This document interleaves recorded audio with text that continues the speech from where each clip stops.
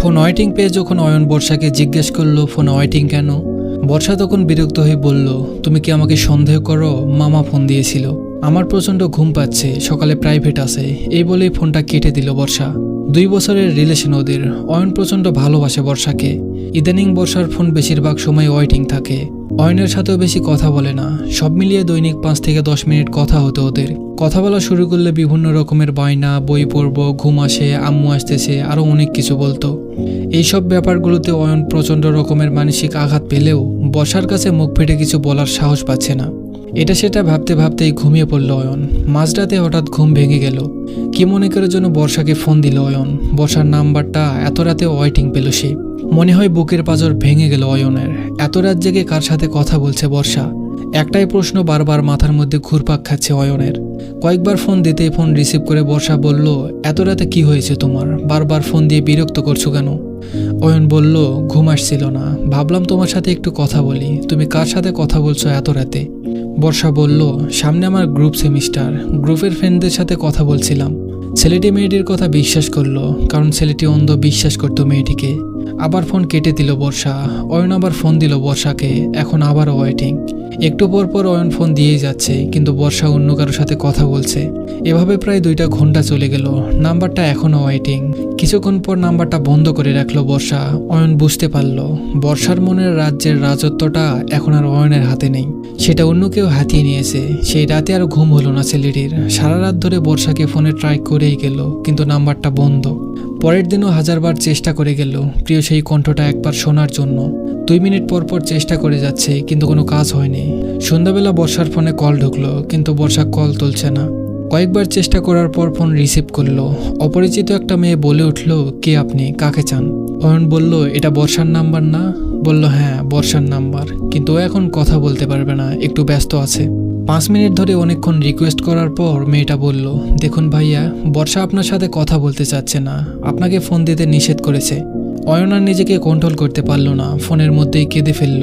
কিছুক্ষণ পর বর্ষা ফোন ধরে বলল, প্লিজ তুমি আমার নাম্বারে আর কখনো ফোন দিবে না, আমি একটু একা থাকতে চাই, আমাকে মুক্তি দাও। আর তোমার সাথে আমার রিলেশনটা তোমার ফ্যামিলি মেনে নিলেও আমার ফ্যামিলি কখনোই মেনে নিবে না। অয়ন শুধু কাঁদছে, কিছুই বলছে না।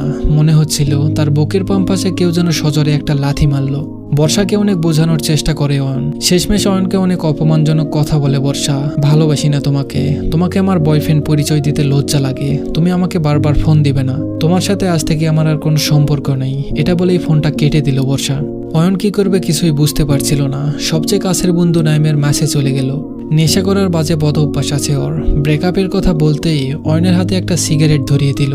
এত কষ্টের মাঝেও সিগারেটটা ভালোই লাগলো, কেমন যেন একটা স্বাদ আছে এতে। তারপর কোনো রকম সান্ত্বনা দিয়ে বাসায় যেতে বলল, আর পকেটে 1 প্যাকেট সিগারেট দিয়ে দিল। বর্ষাকে অনেকবার ফোন করেছিল অয়ন, কিন্তু মোবাইল বন্ধ। সেদিন রাতে অনেক কান্না করেছিল ছেলেটি, আর সিগারেটের প্যাকেটটাও শেষ করেছিল পুরোটাই। নিজেকে বিশ্বাস করতে কষ্ট হচ্ছিল যে অয়ন অন্যদের স্মোক করতে নিষেধ করত, সেই আজ কি করছে। এরপর থেকে প্রতিদিন নাইমের ম্যাসে যাওয়া হতো। আজ 5 দিন হয়ে গেল বর্ষার সাথে কোনো যোগাযোগ নেই অয়নের। যে ছেলেটা এক মুহূর্তেও বর্ষার সাথে কথা না বলে থাকতে পারতো না, তার একটা কথা শোনার জন্য সারা দুনিয়ার সাথে লড়াই করত, সে আজ 5 দিন হলো কোনো কথাই বলেনি।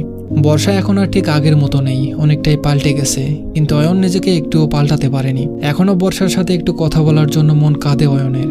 অনেক চেষ্টা করেছে অয়ন বর্ষার কণ্ঠটা একটিবার শোনার জন্য, কিন্তু কোনো লাভ হয়নি। অয়নের ফোন রিসিভ করেনি বর্ষা। অপরিচিত কোনো নাম্বার দিয়ে ফোন দিলে অয়নের কণ্ঠ শোনা মাত্রই ফোনটা কেটে দিত বর্ষা। এই সেই মেয়ে যে অয়নের সাথে একটু কথা বলার জন্য বাসা ছেড়ে দূরে কোথাও বের হতো না। এই সেই মেয়ে যে অয়নকে এক নজর দেখার জন্য সবার চোখ ফাঁকি দিয়ে বাসা থেকে বেরিয়ে আসতো। এই সেই মেয়ে যে অয়নকে দিনে 1000 বার লাভ ইউ বলতো।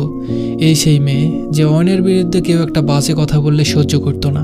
রাতে ঘুম না আসা ছেলেটা এক গাদা সিগারেট খেয়ে রাত পার করে দেয়। আস্তে আস্তে বাজে সব কিছুর নেশায় আসক্ত হয়ে পড়ে অয়ন।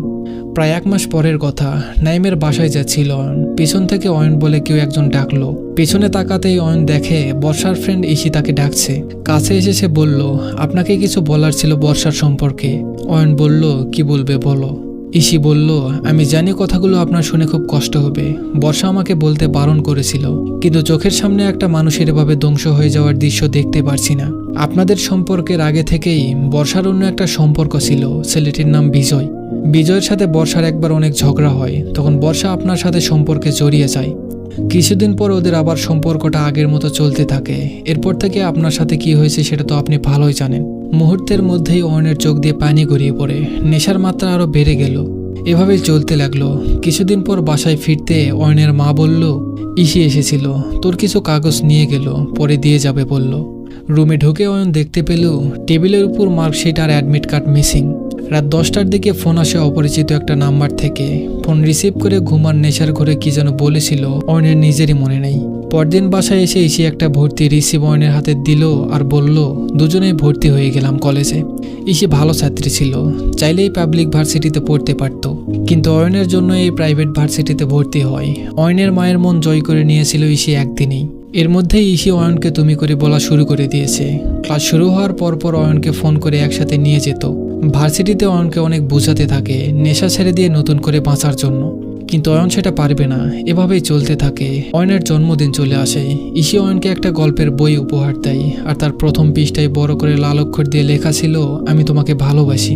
আর রাতে ইসি ফোন করে বলল, অয়ন তুমি কি চাও না আমি যাকে ভালোবাসি সে একজন সুস্থ মানুষ আর ভালো মানুষ হোক? কথাটা শুনে ফোনটা কেটে দিল অয়ন। বারবার ফোন করেই যাচ্ছে ইসি। প্রায় 1 ঘন্টা পর ফোন রিসিভ করে বলল, হ্যাঁ আমি চাই। এরপর থেকে প্রতি রাতে কথা হতো ওদের। আস্তে আস্তে নেশা ছেড়ে দিতে বাধ্য হয় অয়ন। ওদের রিলেশনের আজ 1 বছর। হঠাৎ একদিন মাঝরাতে অয়নের ফোন বেজে উঠতেই ডিসপ্লেতে একটা অপরিচিত নাম্বার ভেসে উঠল। ফোন রিসিভ করতেই সেই পরিচিত ছলনাময়ের মিষ্টি কণ্ঠ ভেসে আসলো। ফোনের উপাস থেকে বলল, কেমন আছো? অয়ন ফোনটা কেটে দিল। ফোনের পর ফোন দিয়েই যাচ্ছে বর্ষা। অনেকটা বিরক্ত হয়ে শেষমেশ ফোনটা রিসিভ করে অয়ন। ফোন রিসিভ করতেই বর্ষা বলে উঠল, প্লিজ অয়ন ফোনটা কাটবে না, আসলে আমি তোমার সাথে অনেক বড় অন্যায় করে ফেলেছি, প্লিজ আমাকে ক্ষমা করে দাও। অয়ন বলল, আর কিছু কি বলার আছে তোমার? বর্ষা বলল, হ্যাঁ, তুমি কি এখনো আমাকে ভালোবাসো? অয়ন বলল, আমি ভালোবাসলেই কার কি যায় আসে, কেউ তো আর আমার ভালোবাসার মূল্য দিতে জানে না। বর্ষা বলল, আমি বুঝতে পারিনি কাকে কাছে রাখার দরকার আর কাকে দূরে রাখার দরকার, কিন্তু এখন আমি বুঝতে পেরেছি তোমার মতো করে আমাকে আর কেউ ভালোবাসতে পারবে না, আমাকে আবার নতুন করে ভালোবাসার সুযোগটা দিবে। অয়ন বর্ষাকে অনেক ভালোবাসতো, তাই সে তার কথাই গলে গেল। বর্ষা বলল, কাল সকাল 10টায় পার্কে এসো। কিন্তু অয়ন ভাবছে ইসির কথা, ইসিকে এখন কি বলবে। সকাল 10টায় অয়ন পার্কে গিয়ে দেখে বর্ষা অয়নের জন্য অপেক্ষা করছে হাতে লাল গোলাপ নিয়ে। দেখা করা, কথা বলা, একসাথে ঘোরাফেরার মধ্যে দিয়েই ওদের ভাঙা সম্পর্কটা আগের মতো হয়ে গেল। অয়ন বুঝতে পারল বর্ষা অয়নকে এখন সত্যিই অনেক ভালোবাসে।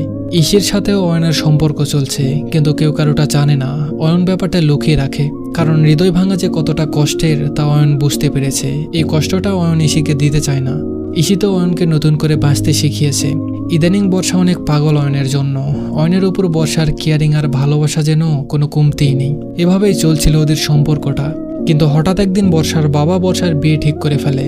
বর্ষা কি করবে কিছুই বুঝতে পারছিল না। বর্ষা অয়নকে বলল, চলো আমরা পালিয়ে যাই। অয়ন বলল, ঠিক আছে। সব প্ল্যান মতো বর্ষা বিয়ের আগের দিন বাসা থেকে বের হয়ে স্টেশনে অয়নের জন্য অপেক্ষা করছিল। কিন্তু এ কি, অয়ন তো আসছে না। অয়নের ফোন বন্ধ। ঘন্টার পর ঘন্টা অপেক্ষা করতে করতে প্রায় সন্ধ্যা নেমে এলো, কিন্তু অয়নের কোনো খোঁজ খবর নেই। এদিকে অয়ন আর ইসিকে খুঁজে পাওয়া যাচ্ছে না। সন্ধ্যার পর অয়নের বাসার সামনে একটা রিক্সা থামতে দেখা গেল। 2টা লোক রিক্সা থেকে নেমে অয়নের বাসার মধ্যে প্রবেশ করলো। ওই দুজনই হলো অয়ন আর ইসি। অয়নের পরনে ছিল একটা পাঞ্জাবি আর ইসির পরনে ছিল একটা লাল শাড়ি। আজকেই ওরা বিয়ে করেছে। ওই দিন অয়ন একটা ফেসবুক স্ট্যাটাস দিয়েছিল, আমি কি করে তোমাকে ক্ষমা করি বলো? তোমাকে ক্ষমা করলে একটা নিষ্পাপ মেয়েকে সারা জীবন কাঁদতে হবে। আমি এই নিষ্পাপ মেয়েটিকে কাঁদাতে পারবো না, কারণ তুমি আমাকে ধোঁকা দেওয়ার পর এই মেয়েটা যদি না আমার পাশে দাঁড়াতো আজ হয়তো আমি বেঁচে থাকতাম না। পারলে আমাকে ক্ষমা করে দিও। দেখা হবে স্মৃতির গভীরে।